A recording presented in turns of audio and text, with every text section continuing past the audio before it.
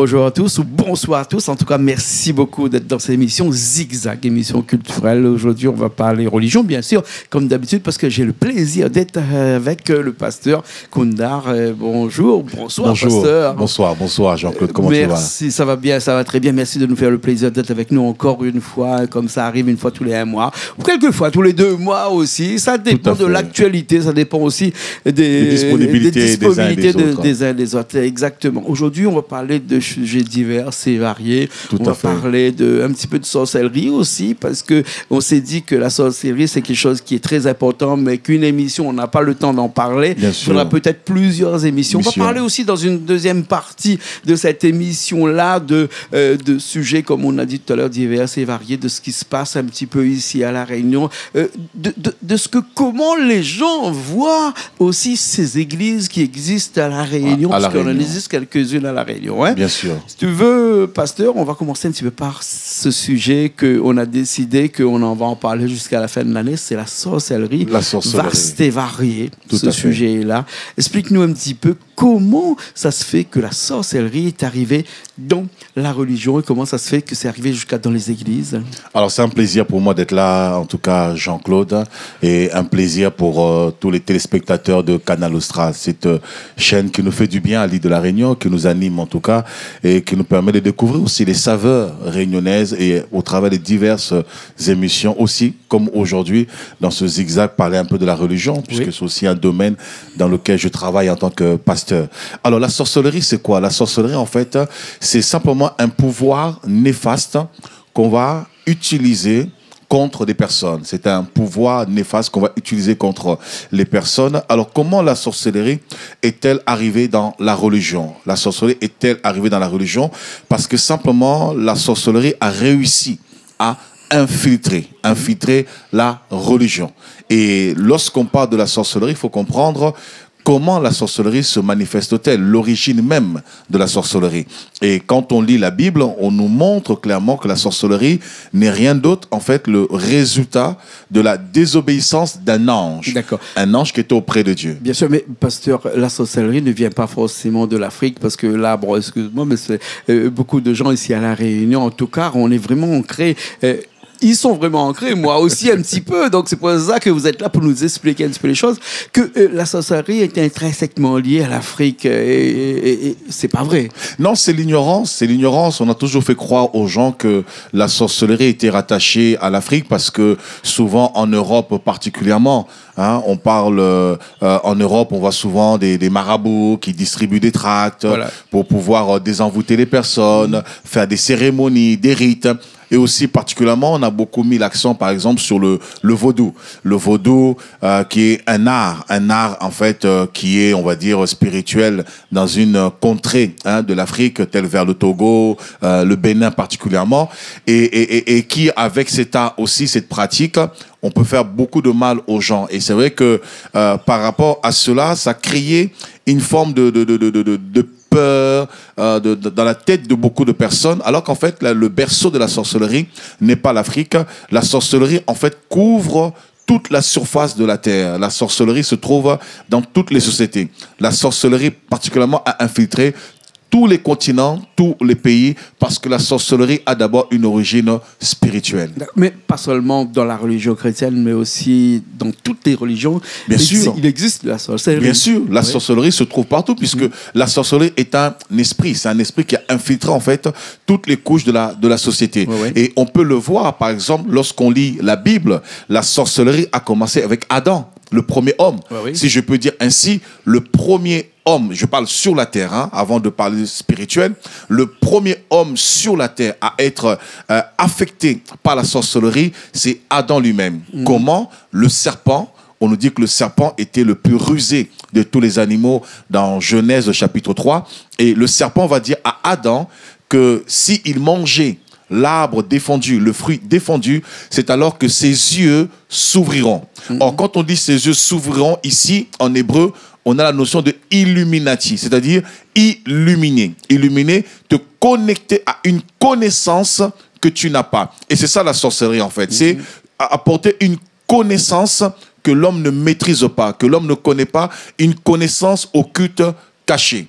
Et la Bible nous dit, lorsque Adam et Ève vont manger ce fruit, en l'occurrence, le serpent a d'abord tenté la femme, dans Genèse 3, au verset 1 à 15, il a tenté la femme a mangé le fruit, elle a donné à son mari, et quand elle donna à son mari, là, la Bible nous dit, leurs yeux s'ouvrirent. C'est ce qu'on voit souvent aussi dans d'autres religions, par exemple, ou dans d'autres confréries, ou centres ésotériques, on nous parle souvent du troisième œil. Troisième œil, l'œil qui voit tout. Et cet œil qui voit tout, c'est en fait la forme en fait de la notion de l'illumination. C'est-à-dire, c'est l'œil qui nous permet de voir au-delà des yeux physiques, mais de rentrer dans le monde spirituel. Bien sûr, mais donc la sorcellerie a commencé depuis le livre de la Genèse, on peut dire, et ça, pendant toute la Bible, on trouve des passages dans lesquels on parle vraiment de la sorcellerie. C'est-à-dire que même aujourd'hui, la sorcellerie est toujours là et elle existe encore. Elle existe toujours puisque l'origine de la sorcellerie, c'est le serpent ancien. C'était le serpent qui avait séduit Adam et Ève. Et le serpent, c'est le diable. Et aussi longtemps que le diable est sur la terre, aussi longtemps que le diable existe sur la terre, la sorcellerie existera parce que c'est le diable qui infiltre. Et d'ailleurs, pourquoi nous trouvons la sorcellerie dans toutes les religions? C'est parce que la plupart des religions que nous avons sont issues d'une inspiration. Et le diable a inspiré beaucoup de religions que nous connaissons. On se pose la question, s'il n'y a qu'un seul Dieu, pourquoi il y a plusieurs manières de servir ce Dieu? S'il y a un seul Dieu, pourquoi par exemple les catholiques ils servent de telle manière? Pourquoi les bouddhistes de telle manière? Pourquoi les taoïstes de telle manière? Pourquoi les shintoïstes de telle manière? Pourquoi voilà, s'il y a un seul Dieu, pourquoi toutes ces manières-là? En fait, simplement, c'est parce que toutes ces religions, pour la plupart, ont été influencées, insufflées par le serpent. Et en insufflant ces religions, en fait, il a aussi insufflé l'esprit de la sorcellerie. Une part mystique qui permet justement de pouvoir pratiquer des arts de magie, faire le mal, se connecter au monde spirituel, être avec des entités et toutes ces choses-là. Alors donc la notion du bien et du mal, eh ben, il est issu aussi de chaque religion. Dans chaque religion, on a ce phénomène du bien et du mal qui est relaté, le bien par Dieu, par Jésus dans la religion chrétienne, par exemple, et dans d'autres religions exactement la même chose. Et puis ce mal qui est relaté par Satan, qui est relaté par Belzébuth pour d'autres, qui est existant et qui ne peut pas être autrement, parce que dans chaque religion on a le bien et le mal, comme il existe le noir et le blanc, comme il existe le jour et la nuit, comme dans le shintoïsme tout à l'heure vous avez dit qu'il existe le yin et le yang, exactement, tout ça. Le yang, un peu de mal dans le bien. Une religion ne peut pas exister sans qu'il existe à l'intérieur de cette religion un bien et un mal.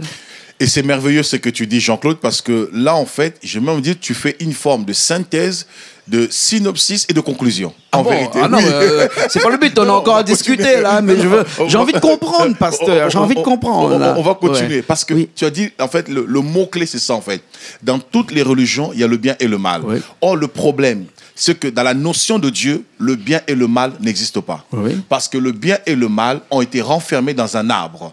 La Bible dit, dans Genèse, au chapitre 2, lorsque Dieu a créé Adam et Ève, tu peux me permettre de lire? Bien sûr. Alors, ici, je voulais parler un peu de la sorcellerie ici, puisque on nous en parle ici. Je mets juste une parenthèse ici. Je vais redescendre un peu dans le livre de la Genèse. Le livre de Genèse, voilà. Bien sûr. C'est au début de la Bible, le livre de la Genèse, pour ceux qui nous suivent.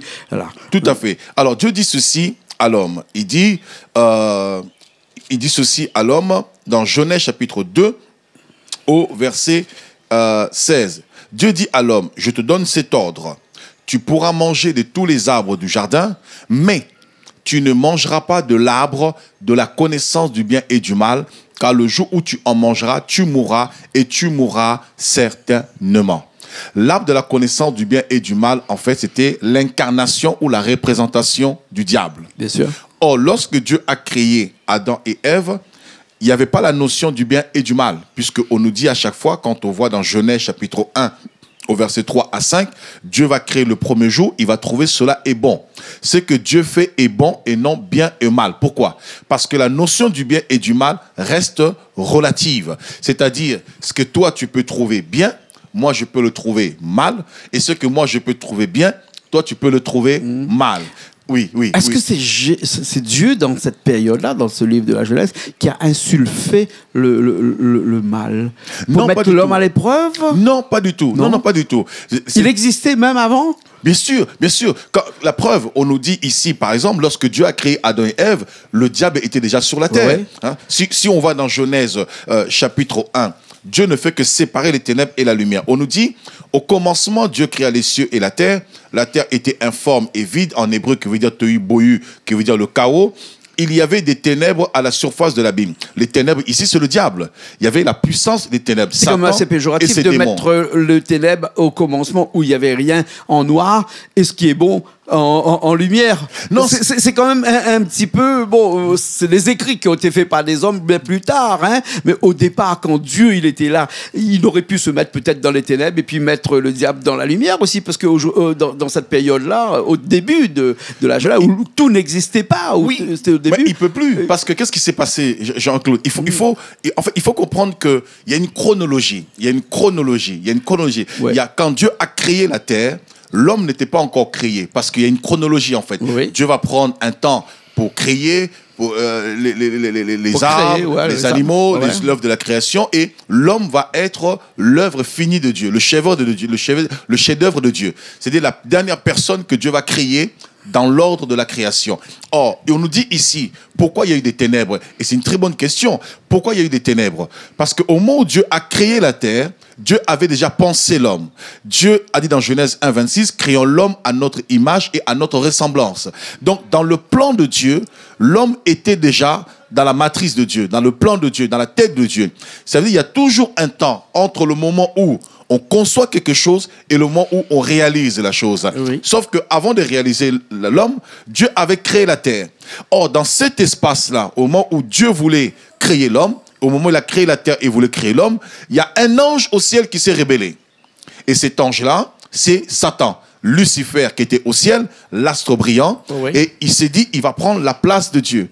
Et en voulant prendre la place de Dieu, en se rébellant, en fait, il est devenu Satan. Ouais, donc Dieu n'est pas parfait, alors, parce que même dans son hémicycle, dans son hémisphère, dans son équipe, il ne pouvait pas penser qu'il y en avait un qui allait se révolter. Non, Dieu est parfait, il est parfait. Et ce qui est merveilleux avec Dieu, il n'a pas pu maîtriser Satan. Ah si, non, il le maîtrise sans problème, il le maîtrise. Sauf que Dieu est parfait et dans sa perfection, il n'a pas créé l'homme pour le lobotomiser comme un robot, ouais. Fait ci, fait ça. Ouais. Il a donné un pouvoir, ce qu'on appelle le libre arbitre. C'est voilà, comme tes enfants.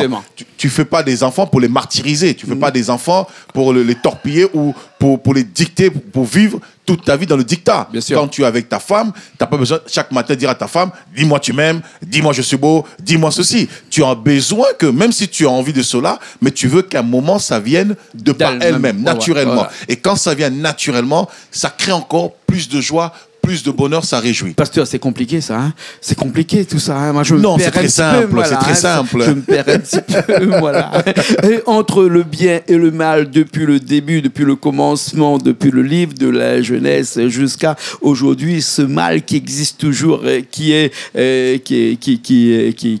Satan, qui est toutes ces personnes que l'on sait, Belzébuth même, et à plusieurs noms, etc.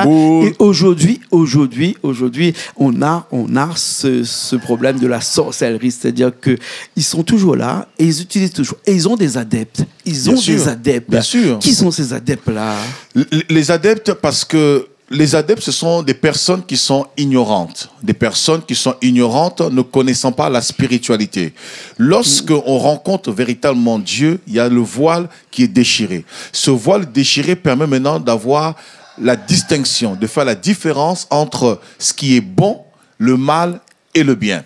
C'est pourquoi je disais que le bien et le mal est relatif. Et c'est là où on voit ce côté sournois. Parce que je donne un exemple concret.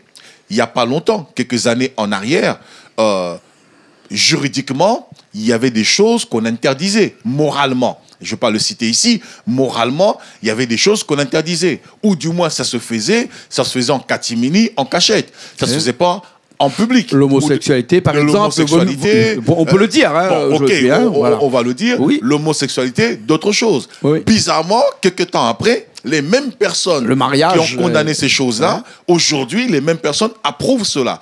Donc, c'est là où on voit en fait la notion du bien et du mal reste totalement relative en fonction des clivages, en fonction des âges, des époques, en fonction des envies, des circonstances.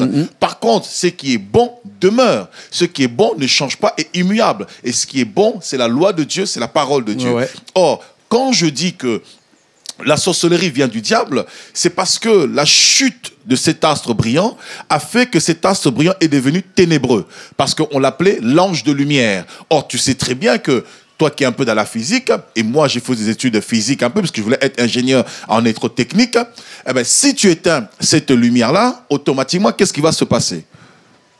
Elle existera toujours, la lumière là. Elle existera toujours. Parce qu'elle va vivre à 2400 km/s, qui est la vitesse de la lumière, et on dit toujours qu'une personne ne vit que si la dernière personne qui a cessé de penser à lui ou à elle n'arrête de penser à cette personne-là. C'est-à-dire que c'est pour ça que lorsqu'on voit une étoile aujourd'hui ici, c'est possible que l'étoile elle est morte il y a quelques millions d'années. Parce qu'il y a une distance qui nous sépare. Il y a une distance qui nous sépare. Et donc cette il y a une distance qui nous sépare. Voilà. Si on fait le rapport avec cette ampoule, qui a crié au-dessus de nous et sa lumière est éteinte, on pourrait dire on se retrouve dans le noir. Dans le noir. Voilà, donc c'est ça en fait. Ça veut dire que l'ange qui était au ciel, l'astre brillant dans Ézéchiel 28 et puis dans Ésaïe 14, lorsqu'il a perdu son éclat, il est devenu ténébreux. Voilà pourquoi on parle de la notion des ténèbres. Alors il s'est passé quelque chose. Cet ange-là était au ciel. Comme il a désobéi à Dieu, il s'est rebellé dans le sens où il voulait prendre la place de Dieu, alors il n'a plus été trouvé digne de rester au ciel. Et il va créer une rébellion, il va entraîner un tiers d'anges avec lui dans sa rébellion pour pouvoir s'assurer une forme de domination au ciel. Et un ange de Dieu, l'ange Michael, notamment dans Apocalypse chapitre 12, au verset 7 jusqu'au verset 15, on nous en parle, l'ange Michael va combattre avec cet ange qui était puissant, l'archange Lucifer qui est devenu Satan, puisqu'il avait quand même un certain pouvoir que Dieu lui avait donné. Et lorsqu'ils vont combattre contre lui, il va être chassé du ciel. Sauf que quand il va être chassé du ciel, il a été précipité, il faut bien qu'il tombe quelque part. Et il va tomber où? Sur la terre. Il tombe sur la terre. Voilà. Et c'est ce que les scientifiques appellent le Big Bang notamment. Lorsqu'on nous parle de Big Bang, c'est cette déflagration qu'il y a eu en fait lorsque Satan est tombé. C'est ce chaos, cette explosion en fait. Cette explosion due à sa chute, que scientifiquement on appelle le Big Bang, peut-être qu'un autre jour on en parlera, a créé maintenant les ténèbres sur la terre. Voilà pourquoi dans Genèse 1, on nous dit il y avait des ténèbres sur la terre. Parce que cette histoire que je suis en train de raconter, elle est totalement antérieure à la création d'Adam. Donc lorsque ça va arriver, la terre va connaître un choc, et suite à ce choc, qu'est-ce que Dieu va faire? Il va maintenant séparer la lumière d'avec les ténèbres. Parce que dans le plan de Dieu, la terre n'était pas un lieu d'habitation pour un démon, pour le diable, et la terre c'était un lieu d'habitation pour les hommes. D'ailleurs, Ésaïe chapitre 45, versets 13 à 15 nous dit, Dieu a créé la terre pour qu'elle ne soit pas déserte ou inhabitée, mais Dieu a créé la terre pour que l'homme y habite. Alors, pasteur, juste pour un sujet d'actualité actuellement, là, est-ce qu'on peut penser aujourd'hui qu'il y a une forme de cohabitation entre Dieu et le mal, et donc... il ne cohabite pas. Dieu a laissé un certain pouvoir. Dieu a laissé à Satan un certain pouvoir pour pouvoir exercer, travailler jusqu'à son temps de jugement. Et par ce pouvoir-là, Satan va influencer les religions. Il va influencer des peuples, il va influencer des coutumes, des traditions, des nations, et dans lesquelles il va se manifester de diverses formes. Bien sûr. Personne va actuellement, là, si on parle un petit peu, on fait un parallèle avec la politique, là, à un moment donné, il y en a un qui va partir, puis l'autre qui va rester. Il va arriver à un moment donné où sur la terre, il y en a un qui va rester, puis l'autre qui va partir. Oui, bien sûr, il arrivera sur la terre. La Bible dit lorsque le règne de Jésus-Christ viendra sur la terre, c'est-à-dire le règne millénaire de Jésus sur la terre. Dans Apocalypse chapitre 20, on nous dit que Satan sera lié pendant 1000 ans. Lorsque Jésus va revenir sur la terre, Satan va être lié pendant 1000 ans. Et pendant 1000 ans, il n'y aura plus de problème, il n'y aura plus de soucis. Satan va il va être en prison. En prison. Oui, oui, Ah, oui, oui. ouais.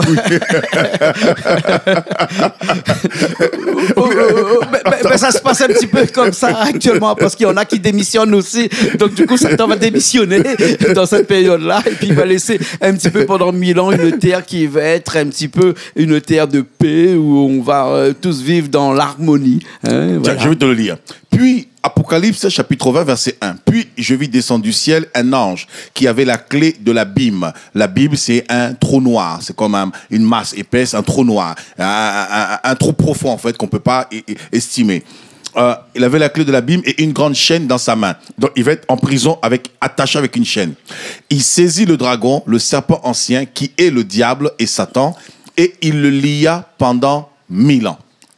Pendant 1000 ans, oui, Satan va être lié et nous allons régner sur la terre pendant 1000 ans. 1000 ans. Les hommes ne connaîtront plus. Vraiment avec le temps que l'on connaît actuellement, ou bien 1000 ans un peu... Non, c'est pas 1000 ans ubuesque, utopique. Non, c'est 1000 ans dans la chronologie du chronos.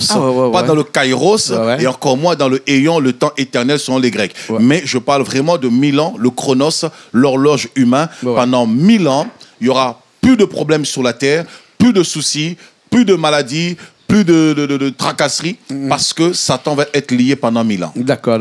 Il est proche, ce 1000 ans-là? C'est le début de ces 1000 ans-là? Alors, le début de ces 1000 ans, en fait, commence quand Jésus revient sur la terre. Parce que lorsque Jésus est venu la première fois sur la terre, c'était pour se sacrifier, pour souffrir pour les hommes, pour que les hommes soient sauvés. Il y a 2000 ans déjà, là. Il y a 2000 ans déjà, effectivement. Mais il arrive bientôt, puisque la Bible nous dit, avant que Jésus revienne, il y aura ce qu'on appelle l'enlèvement. L'enlèvement, c'est quoi l'enlèvement? Ça veut dire les chrétiens, ceux qui ont persévéré, qui ont cru en Jésus, seront enlevés. Mais avant que ces chrétiens soient enlevés, on nous parle de plusieurs phénomènes qui doivent arriver dans Matthieu chapitre 24. On nous parle d'un gouvernement mondial, on nous parle de la marque de la bête, on nous dit que le diable va agir puissamment sur la terre au travers de la technologie, où il va faire en sorte que les hommes lui soient assujettis, l'adorent, et ceux qui ne l'adoreront pas auront la marque de la bête selon Apocalypse chapitre 13. Et comme on parle de la sorcellerie, pour encore attester cela, que même les gouvernements qui nous dirigent, beaucoup de présidents,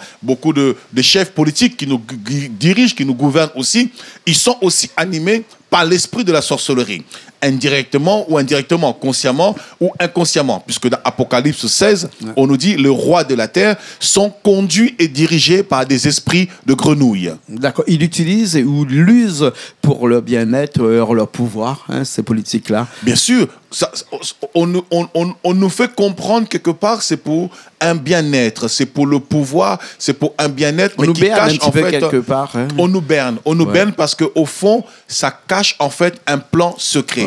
Ça cache en fait un schéma qui a été tracé pour accomplir les desseins de, je ne vais pas dire de leur père comme ça directement, mais la Bible dit pour accomplir les desseins de leur père, le diable. Alors, quand on parle de la sorcellerie depuis tout à l'heure, la sorcellerie, il a plusieurs niveaux, il a plusieurs façons, il a plusieurs visages. Bien sûr. Cette sorcellerie-là, il peut prendre le visage d'une personne qui est malade et qui éventuellement s'est fait envoûter, mais aussi, où on va un peu plus loin, d'un gouvernement qui ensorcelle un peuple. Bien sûr. Hein, Bien ça sûr. existe, Bien sûr. ça peut se faire aussi. La sorcellerie, c'est l'envoûtement. C'est quoi l'envoûtement? L'envoûtement, c'est le fait de faire des mantras. L'envoûtement, c'est le fait de faire des incantations au travers de la parole. C'est-à-dire, on peut envoûter quelqu'un par des paroles. Lorsqu'on dit des paroles, on récite des paroles, on dit des paroles. Au bout d'un moment, en fait, ces paroles viennent atteindre notre esprit. Et c'est comme ça qu'on envoûte ces personnes. Et nous avons dans la Bible, par exemple, l'apôtre Paul, il va parler à l'église de Galate. Il leur dira, mais pauvres Galates, dépourvus de bon sens, mais qui vous a envoûté? Et lorsqu'il dit qui vous a envoûté, c'est pour leur dire, mais qui vous a fait sortir des écrits de la parole de Dieu? Qui vous a éloigné de Christ en vous ensorcelant par un faux évangile, un faux message. Donc la sorcellerie se manifeste aussi au travers de l'éducation, se manifeste au travers des hommes politiques, l'enseignement qu'on reçoit. L'enseignement qu'on reçoit, puisque la Bible dit, par exemple, il y aura un moment où des hommes enseigneront des doctrines des démons. Or, si on enseigne une doctrine de démons, ça veut dire que ce sont des commandements de démons. Ouais. Or, derrière ces commandements de démons, il y a un esprit, c'est l'esprit d'envoûtement, c'est l'esprit de la sorcellerie, dans le but d'éloigner les hommes des principes divins. D'accord. Alors, qu'est-ce qu'il faudrait faire alors? Alors, ce qu'il faudrait faire pour pouvoir échapper à la sorcellerie, surtout à l'île de la Réunion, je pense qu'il y a tellement beaucoup de choses qu'on va développer. On le voit ici, par exemple, dans chaque carrefour, à chaque croisée, on voit des choses que les gens déposent, on voit des sacrifices que les gens déposent. Il y a beaucoup de choses qui sont faites. Des fois, on croise les personnes ne fuient. Lorsqu'elles arrivent dans un carrefour et qu'elles trouvent un ruban rouge ou un sac avec des noix de coco ou bien des poules ou des têtes de poules, de coq en train de les regarder comme ça, les yeux écarquillés, les gens, ils ont peur, ils fuient. Oh là là, j'ai pas envie de mourir. Oui. Eh bien, la seule façon de pouvoir se prémunir de cela, c'est le fait de connaître Dieu, parce que seul Dieu peut nous délivrer de la puissance de la sorcellerie. Parce que la Bible dit dans 1 Jean chapitre 5, verset 19, nous savons que le monde entier est sous la puissance de la sorcellerie, sous la puissance du malin. Et comme le monde est sous la puissance du malin, la seule personne qui puisse nous délivrer véritablement des effets négatifs de l'influence de la sorcellerie, c'est Jésus-Christ. Voilà pourquoi il est venu, pour que quiconque croit en lui soit sauvé et ne périsse point, et encore moins affecté par la sorcellerie. Bien sûr, donc, Pasteur, tu as répondu à mes réponses, mais connaître bien, expliquer bien comment connaître le bien du mal aujourd'hui. On est perdu, nous, toutes les personnes qui sont là sur Canal Austral et ce soir ou cet après-midi te regardent, là, on est perdu dans tout ça. Comment connaître ce qui est bien ou ce qui est mal? Alors, ce discernement, il vient de la connaissance de la Bible. Je vais te raconter une histoire, Jean-Claude, qui est merveilleuse. Parce que je vais prendre d'abord un exemple terre à terre et je prends un exemple biblique. Le premier exemple terre à terre, c'est par exemple, au jour d'aujourd'hui, la sorcellerie a influencé toutes les sphères de la société. Par exemple, le domaine du bien-être. On va dire aux gens, si vous vous sentez mal, vous êtes anxieux, vous êtes, comment dirais-je, dépressif, entre guillemets, allez faire du yoga, de la méditation. D'accord. Et dans la méditation, je pense, tu le sais, il y a 7 types de méditation. 7 niveaux, 7 types de méditation. Encore un peu plus, mais je parle de la méditation poussée. Alors, lorsqu'on fait de la méditation, c'est que les gens ne savent pas. Lorsqu'on fait de la méditation, par exemple, comme la méditation transcendantale, par exemple, on nous pousse quelque part à atteindre le nirvana, c'est-à-dire à avoir la position d'apogée. L'apogée de la méditation transcendantale, c'est le fait d'être dans la position du cobra. D'accord? La position du cobra, ce qu'on appelle la kundalini, par exemple. Or, ce que les gens ne savent pas, quand tu regardes la position de la kundalini dans le yoga, à quoi cette position te fait penser? Te fait penser au cobra. Oui. Donc, ça veut dire que dans le yoga, dans la méditation transcendantale, la personne qui dirige la méditation transcendantale ou l'esprit qui est derrière cela, c'est l'esprit du cobra, l'esprit du serpent. C'est lui qui commande. C'est lui qui commande, bien sûr. Donc, celui qui a inspiré cela. Ouais. Puisque ça, c'est l'apogée, c'est-à-dire la technique du cobra. La personne qui fait le yoga n'est pas maître de tout ça.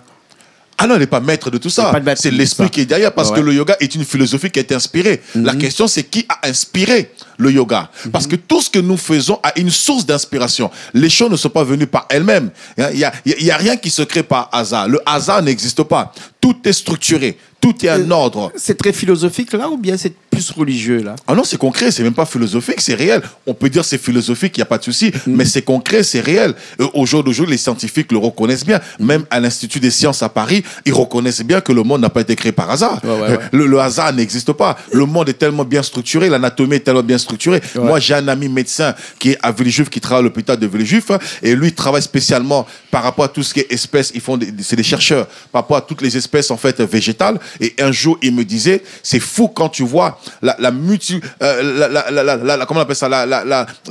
diversité plutôt des espèces végétales qu'il y a et la complexité de tout ça. Et tu imagines qu'au milieu de tout ça, tu as encore l'être humain qui fonctionne si bien. Et au milieu de tout ça, tu as l'être humain qui est encore plus complexe que tout ça. Et il me dit, mais c'est fou comment quelqu'un peut ne pas croire en Dieu. Parce qu'il n'y a pas de hasard. Tout est tellement embrigué. Et je disais, par rapport à cet exemple-là, notamment du yoga, donc on voit qu'il y a une inspiration. Cette inspiration vient de quelqu'un de quelque part. Cette inspiration vient du diable. Et au travers de la méditation, qui peut paraître comme étant un bien-être, mais qui, derrière, en fait, cache un mal-être, parce que ça vous connecte au monde spirituel et ça vous ouvre les chakras, ça vous ouvre en fait la voie, les portes du monde spirituel, et là vous n'êtes pas connecté à Dieu, vous êtes connecté à des démons. Mais il faut être très fort alors si on fait du yoga pour éviter tout ça.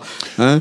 Parce qu'il y a des grands penseurs, des grandes personnes qui ont fait du yoga pendant des années, qui ont fait de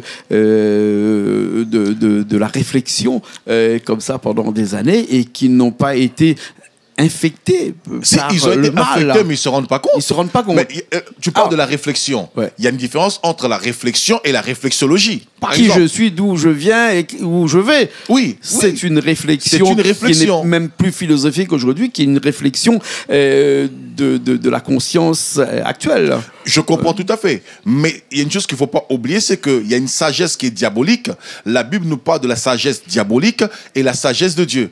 Tout à l'heure, je disais en fait, hier, ce qu'on considérait immoral est devenu moral. Ouais. C'est une forme de sagesse. Aujourd'hui, les personnes qui défendent ces causes-là, lorsqu'elles vous parlent, elles vous manifestent une forme de sagesse. La sagesse de l'humanisme, la sagesse de l'amour, la sagesse de la considération de l'autre. Ça paraît comme une forme de sagesse, mais qui est une sagesse diabolique. Alors que hier, on condamnait cela, aujourd'hui, on approuve cela. Et tout ça, ça vient de l'arbre de la connaissance du bien et du mal. D'ailleurs, quand on dit bien l'arbre de la connaissance, il y a une notion de connaissance. On ne dit pas simplement l'arbre du bien et du mal, on dit l'arbre de la connaissance du bien et du mal. Donc, c'est un arbre qui cache en fait la connaissance, une connaissance mystique et en même temps cache le mal. Ouais, et c'est peut-être aussi l'arbre qui cache la forêt, parce que la forêt à l'arrière, elle est immense, et la forêt, c'est toutes ces personnes qui habitent sur la terre ici, et qui est cachée peut-être par un arbre. Hein, je suis d'accord avec toi. Qui peut être cet arbre-là, je suis d'accord avec le toi. Mal et tout ça. C'est l'arbre qui cache la belle forêt qui est derrière, la belle forêt qui symbolise l'harmonie, qui symbolise la beauté, qui symbolise les merveilles du monde. Et ces merveilles du monde, en fait, c'est ce que Dieu propose à l'homme. L'harmonie, la paix, la joie, le bonheur. Mais malheureusement, il y a cet arbre qui est devant nous, l'arbre de la connaissance du bien et du mal, qui cache en fait le jardin d'Éden, le jardin des délices, la joie, la félicité que l'homme doit connaître, que lorsque l'homme s'approche de Jésus, c'est alors qu'il rencontre cela. Et le deuxième exemple, je voulais utiliser purement biblique, c'est dans Matthieu 13. Jésus lui-même donne une parabole. Il parle de l'ivraie et du blé. Il dit, un homme a planté une bonne semence qui est le blé, et la nuit, son adversaire est venu la nuit et a semé une mauvaise semence, un mauvais grain, et c'était ce qu'on appelle l'ivraie. Alors, il y a un moment, les serviteurs, quand ils arrivent, ils voient le blé pousser, ils voient l'ivraie pousser, et ils ne savent pas. Ils disent, mais finalement, c'est lequel le bon, c'est lequel le mauvais, parce qu'ils se ressemblent, ils poussent ensemble. Ouais. Si on coupe le blé, on coupe l'ivraie. Si on coupe l'ivraie, on coupe le blé. Exactement. Et si on coupe le blé, on coupe l'ivraie. Et le maître, il dit, laissez-les croître ensemble, et à la fin, on va séparer le bon et le mauvais. On va séparer l'ivraie du bon grain. Blé, du bon Merci grain. Beaucoup, pasteur. C'est bien de finir sur quelque chose qui est comme ça. On aura encore l'occasion d'en parler sur ce sujet vaste qui est la sorcellerie. On arrive à la fin de cette émission. Bien sûr, avec joie. Je suis sûr que la prochaine fois, on sera aussi... on aura encore l'occasion de développer tout ça sur Canal Austral, bien sûr. C'est un sujet tellement vaste, et je pense qu'on en parlera. On parlera de la sorcellerie qui touche au niveau de l'esprit, la sorcellerie qui touche au niveau de l'âme, au niveau du corps, la sorcellerie qui touche en fait les sphères de la société, et ça sera toujours un plaisir pour moi. Et je profite de la tribune, Jean-Claude plutôt, si tu me le permets, le dimanche 21 juillet, nous avons un grand programme de miracles, de guérison, de délivrance, et j'invite toutes les personnes qui sont malades, quelle que soit leur maladie, les maladies qui sont déclarées incurables, quelle que soit leur oppression spirituelle et démoniaque, ceux qui sont envoûtés, ceux qui font des cauchemars sans cesse, ceux qui sont dépressifs, qui sont au bord du gouffre, je leur donne rendez-vous le dimanche 21 juillet de 9h à 13h à la rivière Saint-Louis, à l'église MCOE, au 128 rue du Wacky, afin d'expérimenter la puissance salvatrice de Dieu. D'accord. Merci beaucoup, pasteur. C'est un grand plaisir. Merci à toi. Merci beaucoup. Merci à Richard qui était à la technique. Nous, on se retrouve la semaine prochaine, et nous, on se retrouve peut-être le mois prochain. Aussi, pour parler encore de ces sujets-là. Avec joie. Allez, à bientôt. À la semaine prochaine dans d'autres émissions Zigzag sur Canal Austral.